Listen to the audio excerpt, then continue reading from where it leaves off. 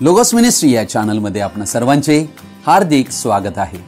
प्रभू येशू ख्रिस्त जो संपूर्ण जगाचा उद्धार करता त्याच्या अति पवित्र आणि सामर्थ्यवान नावाने मी ॲलन लोबो आपणा सर्वांना शुभेच्छा देत आहे। हे चॅनल सबस्क्राइब करणाऱ्या सर्वांचे मी हृदयपूर्वक आभारी आहे। प्रभू येशू ख्रिस्त आपणातील सर्वांस त्याचा स्वर्गीय आशीर्वाद देव। आजचा संदेश जर तुम्ही पहिल्यांदाच पाहत असाल आणि हा संदेश जर तुम्हाला आवडला तर माझ्या आपणातील प्रत्येकाला विनंती आहे की हा संदेश तुम्ही कृपया लाईक करावा, इतरांबरोबर शेअर करावा आणि अशा प्रकारचे आमचे नवीन येणारे संदेश तुम्हाला कायम मिळण्यासाठी तुम्ही कृपया बेल रिंग प्रेस करावी। Thank you and God bless you.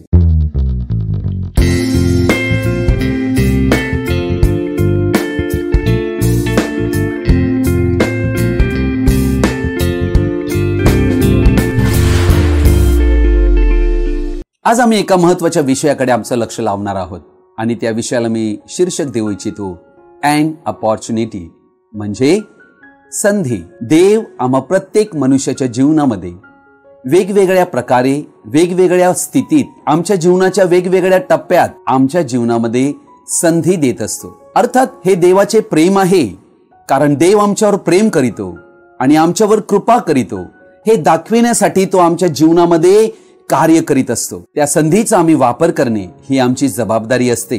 काही जण ती संधी ओळखत नसतात, जाणत नसतात, अनेक वेळेला काही जण गमावून बसतात। बायबलमध्ये अनेक उदाहरणं आहेत। अनेक लोकांनी आपल्या जीवनात संधी गमाविलेल्या आहेत, तर अनेक जणांनी संधीचा लाभ घेऊन त्याचा योग्य वापर केलेला आहे आणि ती संधी त्यांच्यासाठी नक्कीच उत्तम ठरलेली आहे।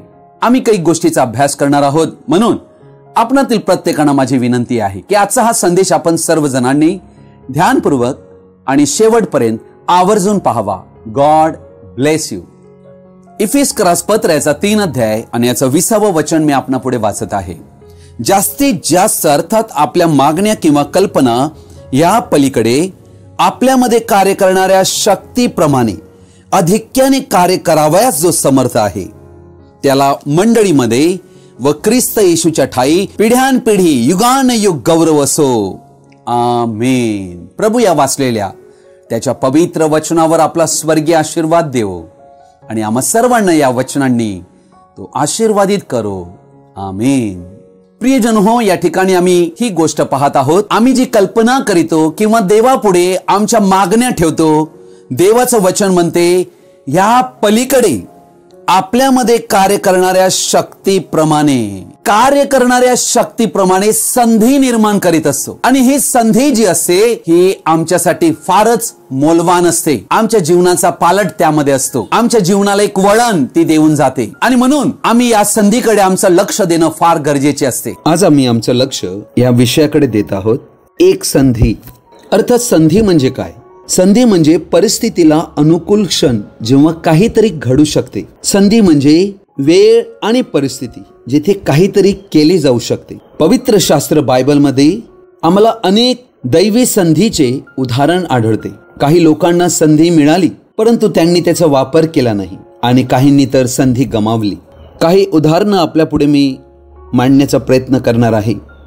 प्रभू येशू ख्रिस्त हा संपूर्ण मनुष्य आणि संपूर्ण देव असल्या कारणाने प्रभू येशूकडे असे नेत्र होते जे संधी पाहू शकत होते।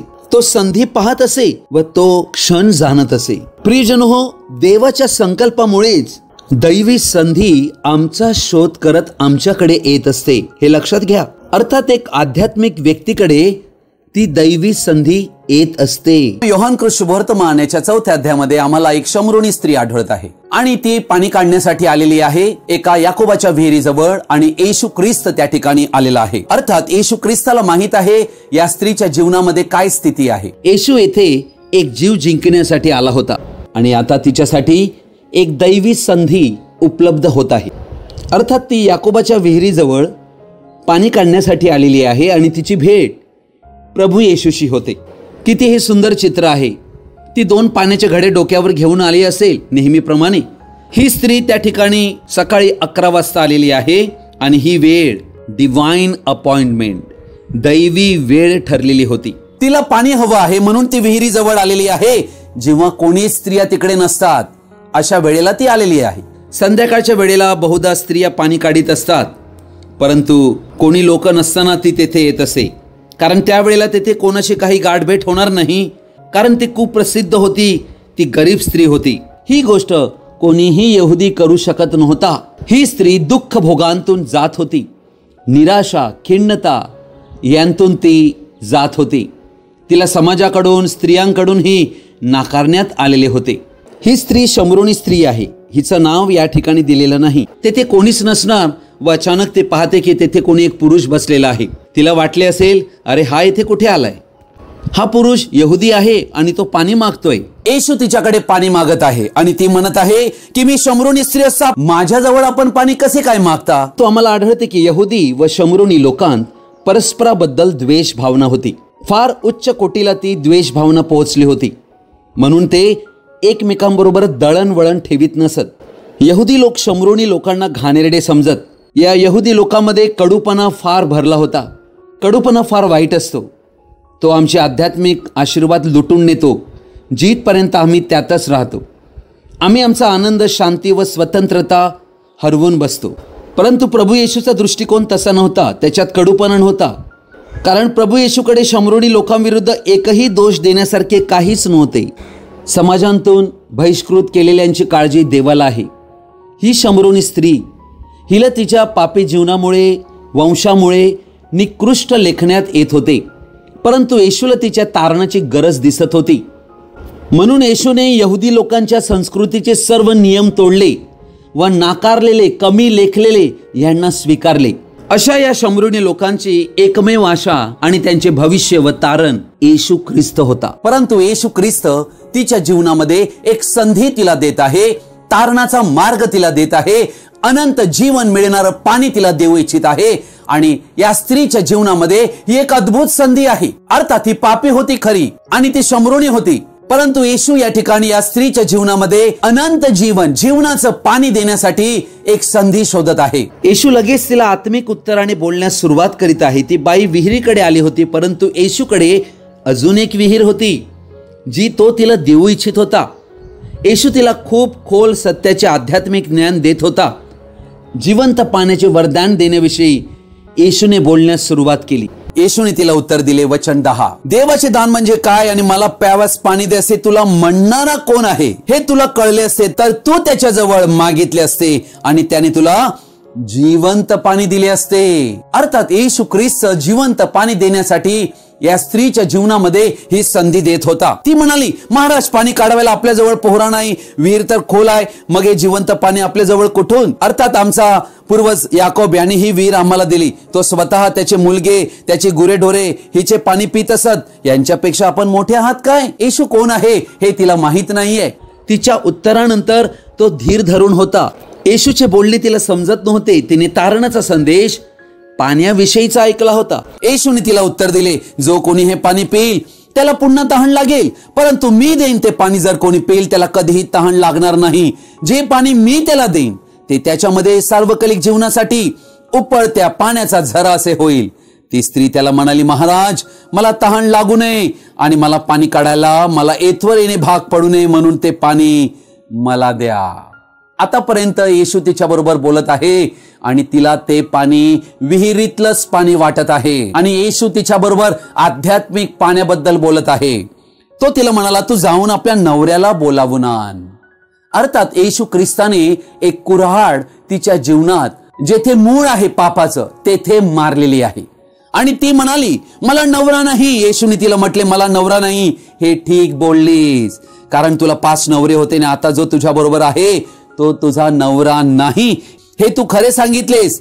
ती स्त्री त्याला म्हणाली, महाराज आपण संदेष्टी आहात हे आता मला समजले. येशूला ती संदेष्टा समजू लागलेली आहे, कारण येशूने तिच्या जीवनातली काहीतरी गोष्ट जी गुप्त होती, जी कोणालाच माहित नव्हती, ती प्रकट केलेली आहे. येशू तिची गरज जाणून होता, म्हणून, कारण तिला त्या पाण्याची फार गरज होती, कारण तिला या जगाची आस लागली होती. हा एक मित्र पुरुष, तो पुरुष, अशी ती फिरत होती आणि ती त्यामध्ये आपला आनंद शोधित होती, ज्यामध्ये नाते संबंध असत. प्रियजनो हो, हे जग आम्हाला समाधान देऊ शकत नाही. जगाची संपत्ती, जगात मिळणारं यश, कर्तबगारी, मालमत्ता, शिक्षण, पदव्या या आम्हाला समाधान देऊ शकत नाहीत. एखाद्या व्यक्तीचे परिवर्तन ही एक प्रक्रिया आहे, म्हणून येशूने घाई केली नाही. येशू येथे त्या स्त्रीच्या जीवामध्ये तहान निर्माण करीत आहे त्या जीवनी पाण्यासाठी, म्हणून त्याने तिचे पाप तिच्या पुढे आणले, ती तहान निर्माण करावी म्हणून. येशू त्या शमरोनी स्त्रीला पूर्णतः ओळखत होता. तिचं भूतकाळ, वर्तमान, तिचं भविष्य तो जाणत होता. तिच्याशी कृपेने व दयेने तो व्यवहार करीत होता. तो फार धीर धरून तिच्याशी बोलत आहे. अर्थात येशूला तिची पूर्ण काळजी आहे. तिच्या भूतकाळाविषयी येशूला माहीत होतं आणि येशूला त्या स्त्रीला कलंकित असे कोणापुढेही दाखवायचे नव्हते. तिच्यावर कोणताही दोषारोप करावा ही येशूची इच्छा नव्हती. पहा येशू पाप्यांबरोबर कशा प्रकारे व्यवहार करीत होता, जिच्याविषयी सर्व काही येशूला ठाऊक आहे. कोणापुढे त्यांना कमी पण वाटेल असे कोणतीही गोष्ट येशू कोणापुढे कोणाचं जीवन उघड करीत नव्हता.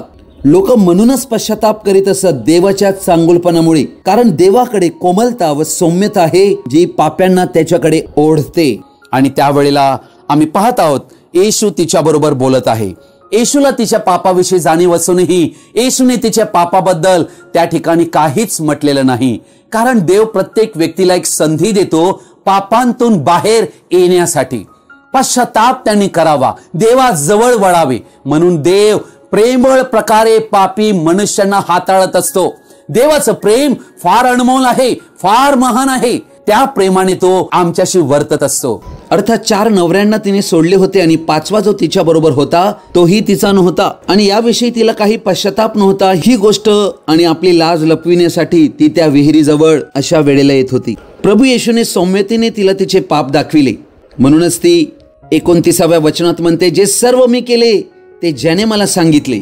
अर्थात येशू येथे सौम्यतेने तिच्या बरोबर व्यवहार करीत आहे. येशू हा सार्वभौम देव आहे.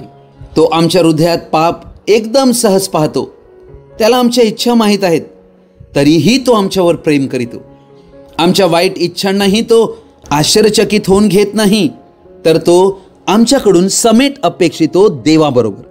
देव नम्रास कायम कृपा देतो, जे स्वतःला लायक समजत नाहीत. शमरोनी स्त्रीशी बोलताना येशूने म्हटले 25 वचन, ती स्त्री त्याला म्हणाली, मसीहा ज्याला ख्रिस्त म्हणतात तो येणार आहे, हे मला ठाऊक आहे. तो आल्यावर आम्हाला सर्व गोष्टी सांगेल. येशू तिला म्हणाला, जो तुझ्या बरोबर बोलत आहे तो मी तोच आहे.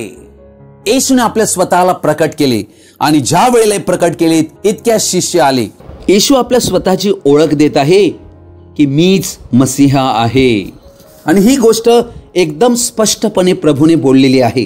ती मसीहाचीच वाट पाहत होती आणि तो मसीहा जो सर्व काही सांगणार आहे हे तिने कबूल केले होते. आता तिच्या जीवनामध्ये आनंद आलेला आहे. ती मोकळी झालेली आहे, ती मुक्त झालेली आहे. आणि त्यावेळेला त्या स्त्रीने काय केले? 28 वचन, ती स्त्री आपली घागर तेथेच टाकून नगरात गेली व लोकांना म्हणाली, चला मी केले सर्व काही ज्याने मला सांगितले. तो मनुष्य पाहत तोच ख्रिस्त असेल काय? तेव्हा ते नगरांतून निघून त्याच्याकडे येऊ लागले. प्रियजनो, ही अद्भुत संधी या शमरोनी स्त्रीच्या जीवनामध्ये देवाने दिली आणि तिचे जीवन वाचविले. तिला आपल्या पापांतून तारले. तिच्याद्वारे शमरोनमध्ये देवाची सुवार्ता गाजविली गेली.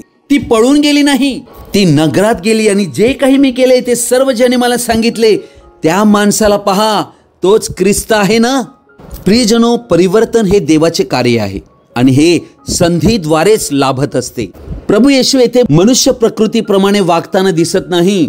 तो प्रत्येक व्यक्तीला प्रेम आणि दयेने स्वीकारतो. कोणा व्यक्तीला तो कामांतून गेला म्हणून तो सोडून देत नाहीये, तर येशू त्यांना फार मौल्यवान समजतो. हे देवाचे अनमोल आणि अगम्य प्रेम प्रकट करीत आहे. देवाचे दान म्हणजे जिवंत पाणी, जे पवित्र आत्म्याला दर्शविते, जे अनंत जीवनाला दर्शविते, जे उदंड जीवनाला दर्शविते, जे येशू मध्ये आहे. आणि तेच जिवंत पाणी तिचे रिकामीपण भरू शकत होते आणि आज आमचेही रिकामीपण तेच भरू शकते. तिने प्रभू येशूला आपला जीवनाचा मसीहा बनविला. हीच गोष्ट आज तुम्हाला आणि आम्हाला करणे आहे. शमरोनी स्त्रीच्या जीवनात आलेली संधी हिचा तिने कसा पुरेपूर फायदा उठविला आणि कसे तिला जिवंत पाणी मिळाले. आज तेच वचन तुमच्या जीवनातही तेच कार्य करू इच्छिते. जर शमरोनी स्त्रीप्रमाणे आम्ही जर आमची पापे पदरी घेऊन त्या देवापुढे जर येऊ, तर तेच कार्य देव आजही करावयास समर्थ आहे. तिने आपल्या जीवनाची गोष्ट साक्ष देण्यासाठी वापरली. प्रियजन हो, आमची साक्ष येशूविषयी दुसऱ्यांना त्याच्यावर विश्वास करण्यास सामर्थ्यवान ठरली पाहिजे. म्हणूनच तिच्या साक्षीने अनेक विश्वासी येशूकडे आले. देवाच्या संकल्पात ही स्त्री असल्या कारणाने देव तिला एवढे मूल्य देत होता. म्हणून देव स्वतः तिला शोधण्यास आला. त्याच्याशी जवळीकता साधावी म्हणून तो तुमचे आणि आमचेही स्वागत करीत आहे. आम्ही देवाच्या संकल्पातील असल्या कारणानेच संधी आमचा शोध करीत येते. प्रियजनो हो, देव प्रत्येक व्यक्तींच्या जीवनात संधी देतोय, कारण तो आम्हाला मदत करू इच्छितोय. म्हणून ही आमची जबाबदारी ठरते की आम्ही त्या संधीला काय प्रतिक्रिया देतो. देव आमचा भूतकाळ, वर्तमान काळ आणि भविष्य काळ ही जाणतोय. प्रभूचं वचन म्हणते, परमेश्वर म्हणतो, तुम्हाविषयी माझ्या मनात जे संकल्प आहेत ते मी जाणतो. ते संकल्प हिताचे आहेत, अनिष्टाचे नाहीत. ते तुम्हास तुमच्या भावी सुस्थितीची आशा देणारे आहेत. अर्थात देवाच्या मनात आमच्यातील प्रत्येकाविषयी देवाचा दैवी संकल्प आहे आणि तो संकल्प असल्या कारणाने तदनुसार आमच्या जीवनात तो संधी एक एक करून पाठवित असतो. अर्थात देव आमचं अनिष्ट कधीही करू शकत नाही असे वचन हे सांगत आहे.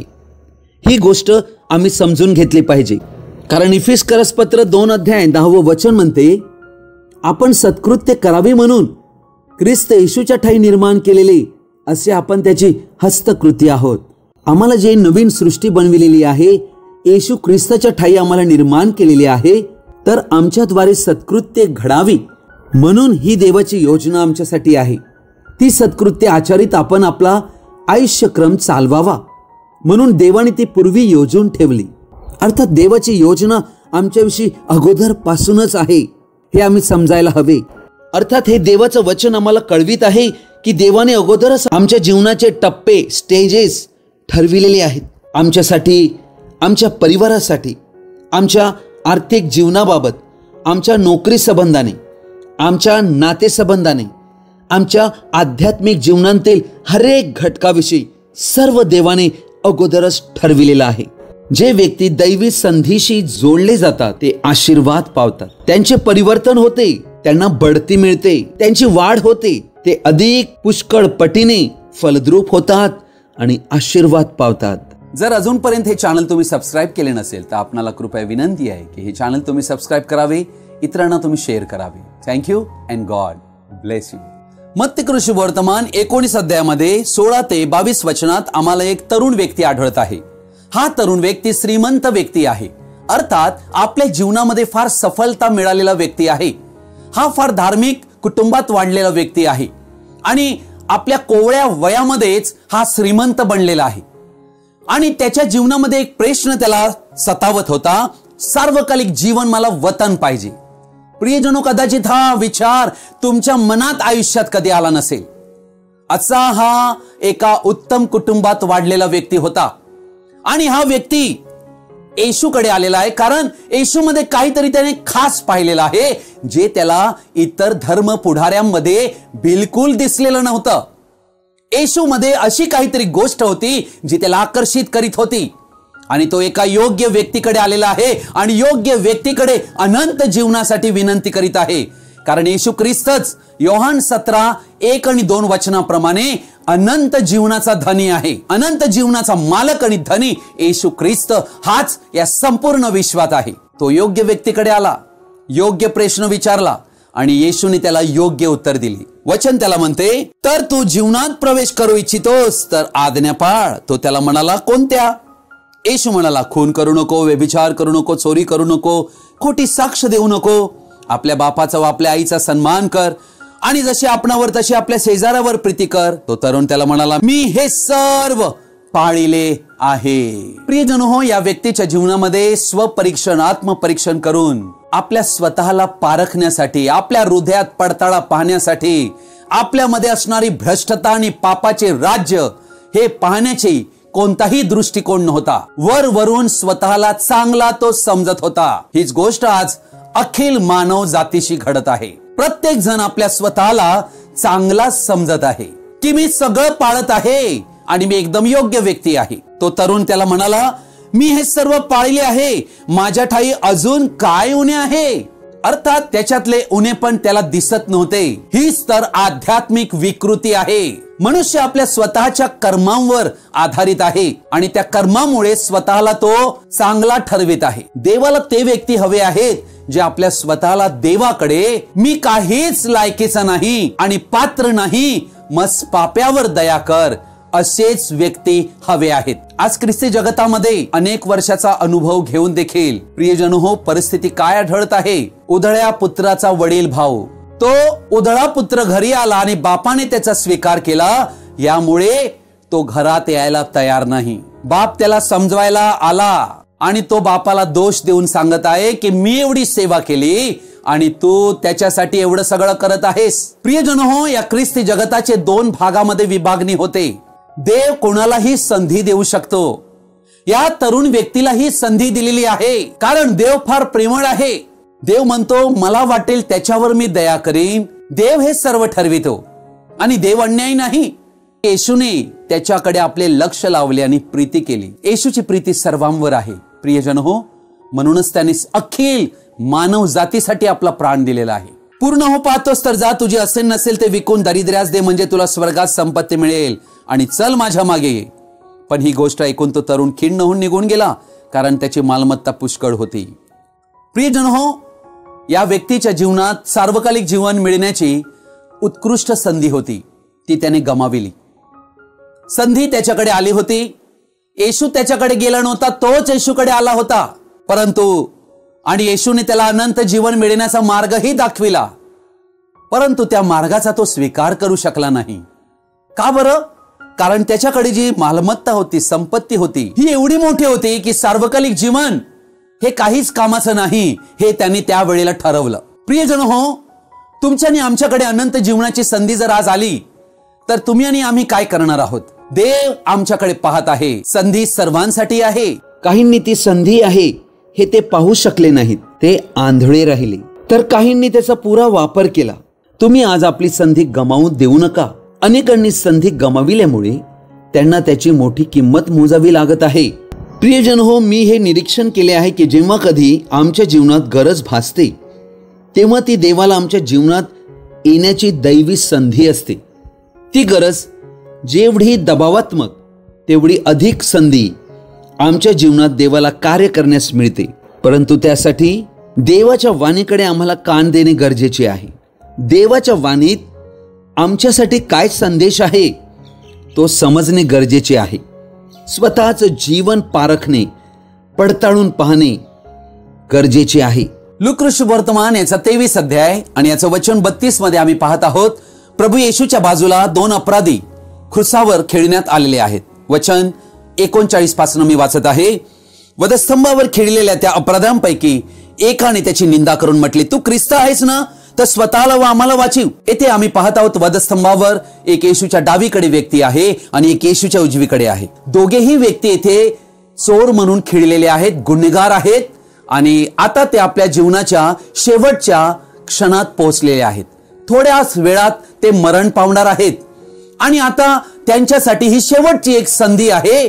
आणि या जगात जगाची पापे हरण करणारा देवाचा कोकरा त्यांच्या मधोमध खेळला होता, अपराधी म्हणून, ज्याच्या ठाई काहीच अपराध नव्हता, ज्याने संपूर्ण जगाचा अपराध स्वतःवर घेतला होता. आणि आता प्रियजन हो, येथे प्रियजन हो, हे दोन्हीही चोर, गुन्हेगार संपूर्ण मानवतेचे सर्वात वाईट चित्र दर्शवित आहे. अर्थात त्यांना जे वाटले ते त्यांनी केले, परंतु मानवजातीचे पाप कितीही गंभीर असले तरी येशूच्या कृपेच्या पलीकडे ते नाही आहे.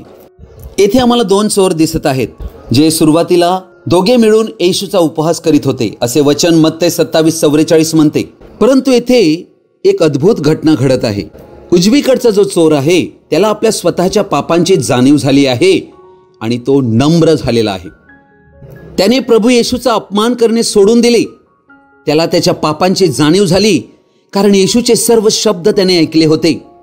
उजवीकडचा जो व्यक्ती होता तो काय म्हणत आहे? आपली शिक्षा तर यथान्यायी आहे, कारण आपण आपल्या कृत्यांचे योग्य फळ भोगीत आहोत. त्याने आपली कृत्य मांडणी केली आहेत. आणि त्यावेळेला प्रभू येशूच्या शब्दावरून त्याला प्रकटीकरण प्राप्त झाले होते, म्हणून त्याने प्रभू येशूची बाजू घेतली.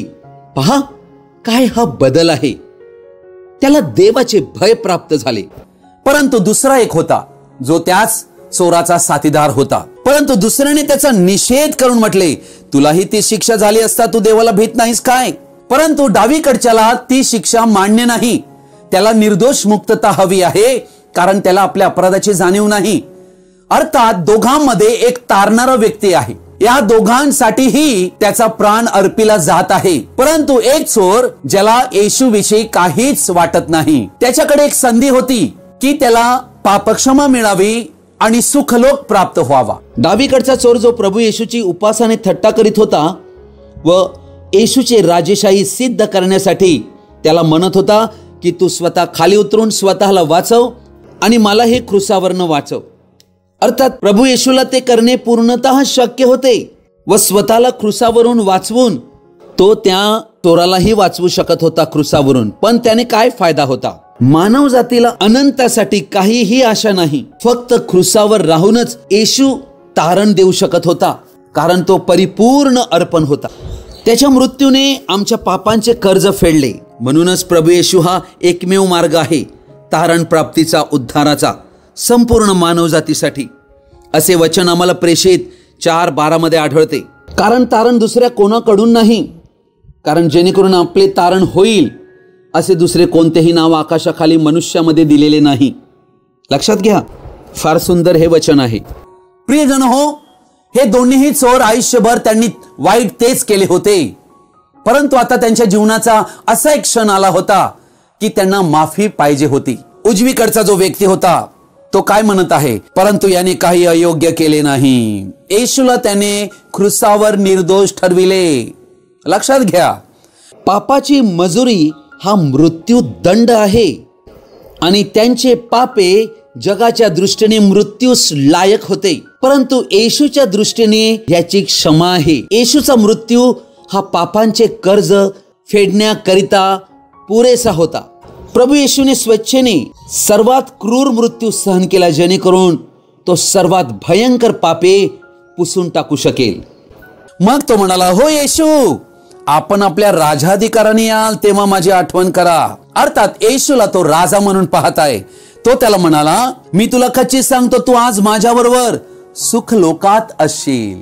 प्रियजन हो, संधी दोघाही व्यक्तींसाठी होती, परंतु ती संधी त्या व्यक्तीने घेतली, कारण त्याने आपली दृष्टी तारणाऱ्यावर लावली. उजवीकडचा जो चोर होता, ज्याने म्हटले की येशू तू आपल्या राजाधिकाराने येशील, ही गोष्ट काही साधारण नव्हती. काहीतरी गोष्ट त्याला दिसत होती. अर्थात देवाकडून त्याला प्रकटीकरण प्राप्त झाले. येशू नक्की कोण आहे? येशू हा राजांचा राजा आहे आणि त्याच्या डोक्यावरच लावलं होतं यहुद्यांचा राजा. आणि तो पिलातानेही त्याला म्हटले होते की तू कोण आहेस? तू राजा आहेस का? येशूने म्हटले, आपण असे म्हणता. आणि त्या व्यक्तीने येशूला राजा म्हणून स्वीकारले. म्हणून येशूने त्याला म्हटले, आज तू माझ्या बरोबर सुखलोकात असशील. तुझा प्राण वाचलेला आहे, कारण तू जे आयुष्यभर अपराध केलेले आहेत ते सर्व तुझे अपराध मी माझ्या स्वतःवर घेतलेले आहेत. म्हणून जरी तू जगाच्या पुढे गुन्हेगार आहेस, तरी तुझे अपराध मी वाहिल्यामुळे तू निर्दोष आहेस आणि सुखलोक म्हणजे देवाच्या राज्याचा दरवाजा तुझ्यासाठी उघडलेला आहे. आम्ही अनंत काळ कुठे घालविणार याचे फक्त दोनच मार्ग आहेत. एक, प्रभू येशू बरोबर अनंतेत. दुसरा, पांढऱ्या सिंहासनाचा न्यायानंतर नरकाग्नीत. अर्थात हे डेस्टिनी आहेत, नियती आहेत मनुष्यांच्या. या दोघांतील जे आम्ही निवडतो त्याप्रमाणे आमची नियती म्हणजे आमचा अनंत काळ आम्ही कुठे घालविणार आहोत हे निश्चित होते. प्रभू येशूची निवड न करणे म्हणजे त्याचा नकार करणे होय. त्या नम्र चोराने येशूला निवडले, जीवन निवडले, त्यामुळे त्याला सुखलोक लाभला. येथे या दोन्ही चोरांविषयी आम्हाला काय आढळत आहे? हे दोन्हीही चोर आम्हाला दाखवित आहेत की आम्ही स्वतःला वाचवू शकत नाही. हे सत्य आम्ही समजून घेणे गरजेचे आहे. परंतु उजवीकडचा एक पश्चातापी चोर त्या क्रुसावर खिळलेला होता. तो काहीच करू शकत नव्हता. तो फक्त एकच करू शकत होता, प्रभू येशू त्याला जे सार्वकालिक जीवनाचे दान देत आहे त्याचा स्वीकार तो करू शकत होता. एक नम्र झालेला व्यक्ती पश्चातापी हृदयाने देवाकडे येतो, विश्वासाने येतो. दुसरा डावीकडचा व्यक्ती गर्विष्ठ, त्याने येशूचा नकार केला. म्हणूनच योहान 3:18 म्हणते, जो त्याच्यावर विश्वास ठेवतो त्याच्यावर न्याय निवाड्याचा प्रसंग येत नाही. जो विश्वास ठेवीत नाही त्याचा न्याय निवाडा होऊन चुकला आहे, कारण त्याने देवाच्या एकुलत्या एक पुत्राच्या नावावर विश्वास ठेवला नाही. हा डावीकडचा चोर दंडास पात्र ठरलेला आहे. त्याच्या जीवनात त्यालाही संधी मिळाली होती. दोन्हीही चोरच होते. पृथ्वीवर ते सारखेच जीवन जगले होते, परंतु त्यांची अनंतातील स्थाने बदलली गेली त्यांच्या जीवनाच्या शेवटच्या निर्णयाने. अर्थात योहान 19:32-34 वचन म्हणते की त्या दोघा चोरांच्या मरण्यापूर्वी येशूचा मृत्यू झाला होता. अर्थात जे सर्व शब्द येशू ह्या दोघांपुढे बोलला होता ते सर्व डावीकडच्या चोरानेही सर्व ऐकले होते आणि त्याला संधी होती, परंतु शेवटपर्यंत त्याने पश्चाताप केलाच नाही. सर्वात मोठी शोकांतिका ही आहे की आम्ही दैवी संधी गमवावी. ही शोकांतिका आहे की जेथे देव इच्छितो ते आम्ही करीत नाहीये. प्रियजन हो, आमच्या जीवनातील संधीचा स्रोत स्वयं प्रभू येशू ख्रिस्त आहे, कारण तो देव आहे आणि त्याच्याकडे आमच्यातील प्रत्येकाविषयी संकल्प आहेत.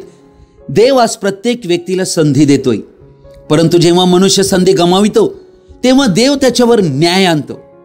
देव प्रत्येकाच्या हृदयावर ठोठावतो. तो का ठोठावतो? कारण तो संधी देतोय त्याच्याकडे परत येण्यासाठी, पश्चातापासाठी चेतावणी देतोय. देव बोलतोय कारण आम्ही त्याचा मार्ग सोडला आहे.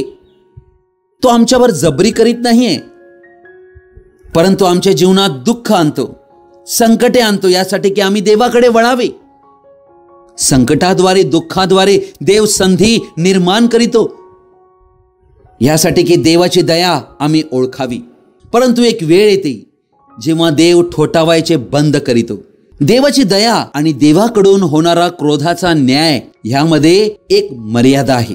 दयेची मर्यादा ओलांडल्यावर देवाचा न्याय येतो. म्हणून तुम्ही आणि आम्ही आज म्हटलेली वेळ आहे. उपदेशक 3:1 म्हणते, सर्वांचा काही उचित काळ म्हणून असतो. भूतलावरील प्रत्येक कार्याला समय असतो आणि आमची संधी त्या समयावर अवलंबून आहे. समय संपल्यानंतर ती संधीही गमाविली जाते. काही वेळेला मनुष्य चाल ढकलपणा करीत असतो. अर्थात त्यांना सवय जडलेली असते उशिराने कृती करण्याची. ते वेळेचे महत्त्व जाणत नाहीत व ते पुढे ढकलून राहतात. परिणामी संधी गमावितात.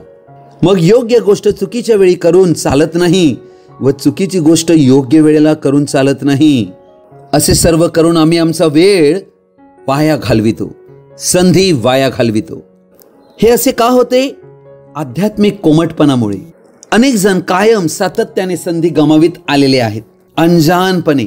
अर्थात त्यांना जाणीव होत नाही. प्रियजन हो, देवाचे आमच्याविषयी जे संकल्प आहेत आम्ही त्यालाच धरून राहणं गरजेचे आहे, कारण आम्ही निर्मिती आहोत आणि तो निर्माणकर्ता आहे.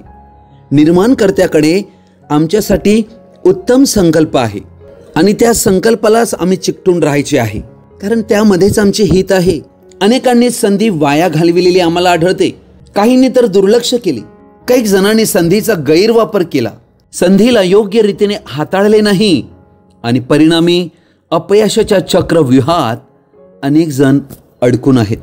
मी संधी का गमाविली ह्यावर विचार करणे आहे, तपास करणे आहे, शोध घेणे आहे, स्वतःचे दोष शोधणे आहेत व मनाची तयारी करणे आहे. हे पुन्हा माझ्याकडून होता कामा नये. तुम्ही देवाने दिलेली संधी गमाविलेली असेल तर क्षमेची याचना करा आणि देवाला शरण या. प्रियजन हो, आज देव तुमची वाट पाहत आहे. त्याच्याकडे या खऱ्या पश्चातापी हृदयाने, कारण त्यांनी ही आम्हाला संधी दिली आहे आमचा उद्धार व्हावा, आमचे तारण व्हावे म्हणून, आम्हाला पाप क्षमा मिळावी म्हणून, आमचे जुने पण निघून जावे, आम्ही नवीन सृष्टी बनावी म्हणून. देव तुमच्यावर दया करो, तुमचे सहाय्य करो, तुमची भेट घेऊ. तुम्हाला त्याने दिलेली संधी, तुम्हाला त्याची जाणीव होवो आणि त्या संधीचा सुवर्ण लाभ तुम्हाला घडो. येशू ख्रिस्त तुम्हा प्रत्येकांना आशीर्वादित करो. आमेन. आजचा हा संदेश आपण सर्वजणांनी ध्यानपूर्वक आणि शेवटपर्यंत पाहिल्याबद्दल आपणा सर्वांचा मी हृदयपूर्वक आभारी आहे. हा संदेश ऐकल्यानंतर नक्की तुम्हाला काय कळेल? कृपया तुम्ही कमेंट्स बॉक्समध्ये कळवू शकता किंवा माझ्याशी व्यक्तिगत संपर्क साधू शकता. God bless you.